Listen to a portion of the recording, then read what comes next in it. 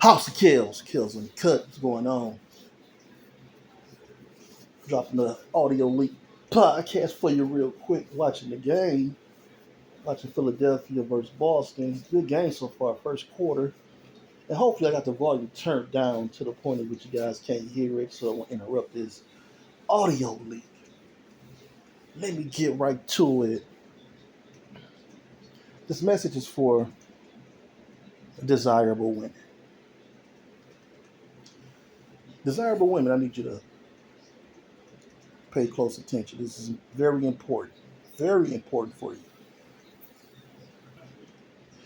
With this so-called gender wars going on, chuckle, chuckle.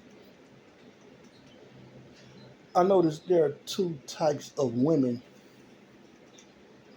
that may or may not be involved here. I don't know, but there's two types of women in play when it comes to the gender wars, dating, relationships, this old 50-50 talks and this, all this type of stuff. You know, you got from sisterhood versus the manosphere, whatever the case may be.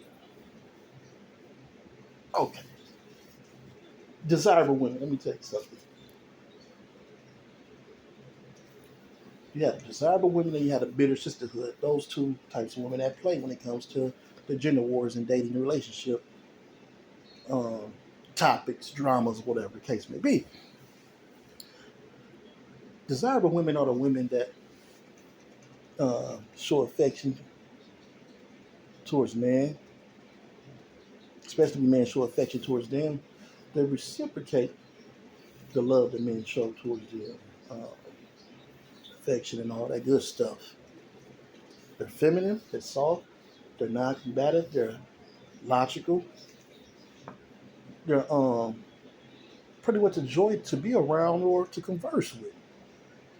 These are the women that a lot of men are fond of and wouldn't mind courting, um, dating, being in a relationship with, and or even marrying. These are the type of women that men, for the most part, wouldn't mind being in a relationship with.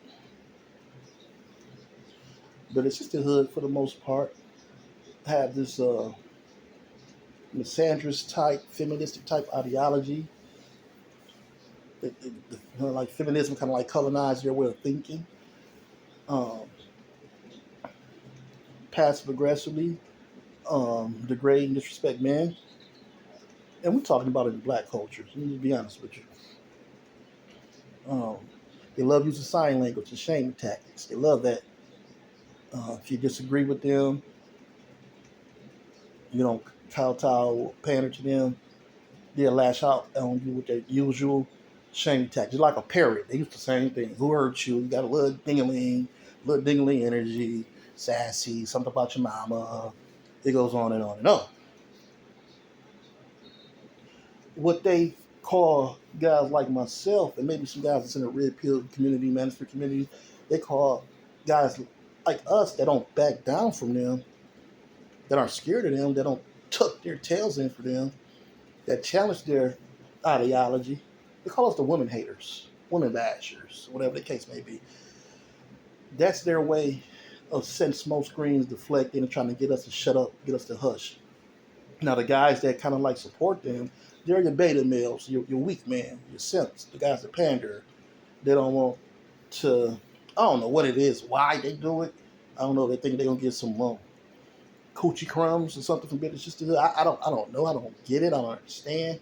But there are groups of guys that pander to them and are afraid of them that won't hold them accountable with some of their toxic behaviors and their toxic ideology. When we call out men for their toxic behaviors, I done called out, simps, pookies, and ray rays, and men that do some dumb stuff, dirty macking. Call them out. The Bitter Sisterhood would applaud you for calling out the toxic man and some of their effery, their BS. You call out toxic women's behavior, manipulative tactics, their BS, especially with the bitter sisterhood, they're going to use shame tactics on you. They're going to call you a women hater, women basher. It's a double standard situation. They don't want you addressing certain things. They don't want you addressing their toxic nature at all. They want to shush you, hush you, keep you silent. Now, that's what they refer to the man as. Who don't back down from them, who call things out, the BS. The women who don't embrace those bitter sisterhood talking points, their misandry, their combative nature, their masculine nature, but are yet instead feminine, soft, peaceful, good looking, attractive. Yeah, that's a factor as well. They're gonna call them pick-me's. They're gonna call you desirable women. They're gonna call you pick-me's. Same exact reason towards the men when they shame us. They want to shut you up. They want to silence you, and they want to, for the most part, they want to bully you. They want to bully you, keeping you in check, hoping and assuring that you're going to stay in their lane. You understand? Desirable women, I'm talking to you. I've seen in the past before on social media. And men know who the men. We all know who the desirable women are. We don't have to go out there and verbatim and say their names and things of that nature. We know who they are. Who they are. We see it. But what I do see at times is those desirable women try to be accepted by the bitter sisterhood out of fear that they might get bullied and be called pygmies. So they try to play both sides. I'm not saying that the desirable women need to go off on the bitter sisterhood, although it's been an uptick in desirable women calling them out. I've seen it on Twitter. I've been in those Twitter streets or X streets past 4 months, and it's an uptick even on YouTube for Crimson Cure for one. Another young lady, Pink Book Lessons. These are YouTubers. Go check them out. So quite a few more. It's an uptick in those women that are desirable women calling out the bitter sisterhood, pulling up the smoke, pulling up the fades, ain't running none of that stuff. I admire them women. They ain't worried about being called pygmies, none of that. They ain't running for nothing. They standing up for themselves, and it's good to have, because men, we call out and correct men for toxic behaviors, and we do it publicly. But in general, I'm just saying, women don't really do that publicly. They don't really call out their stuff or go at it with them. You know what I'm saying? Tit for tat. Man, we do it all the time. You know, I'm in a couple sports groups, and we go at it. We call each other out, argue, talk mess, some threats. It will be cool like next 5 minutes. That's man's nature. We're not passive aggressive with it. We're firm. I see women on Facebook very passive aggressive. When they calling someone out, they got an issue with somebody. They don't really, you don't see them go at it with each other, like in the comments and things of that nature, which is cool. They kind of stay on code. That's their code of ethics. That's how they operate. You know, a woman will go off on a man, go all the way in on them. You know what I'm saying? From sun to sundown. But you won't really see that same women. Those women do the same thing with each other. They won't. They won't do that because it's the level field. The playing field is level. It's balanced now. You understand that now with going at it with men arguing with men, they're gonna win. They're gonna get the benefit of the doubt. For one, they're gonna say you shouldn't be arguing with the women. When you arguing with the women, don't do that. And if you stop going back and forth with her, they're gonna say, "Oh, you shut him up. You shut him up." So that's what I noticed. So man, you might want to stop.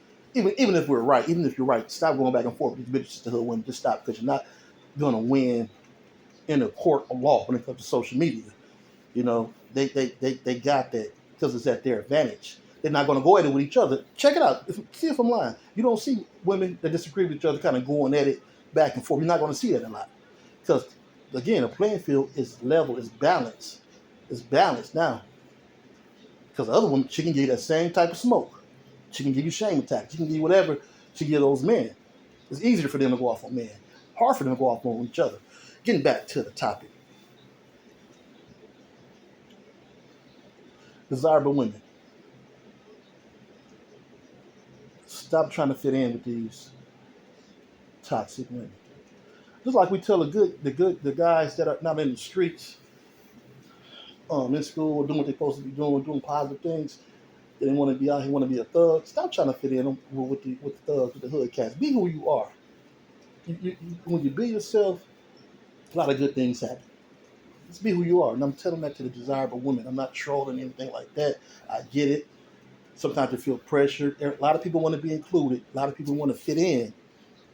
But you don't have to dumb yourself down to a group of women that get off on being miserable, drama filled, bullies, and being hurtful towards others.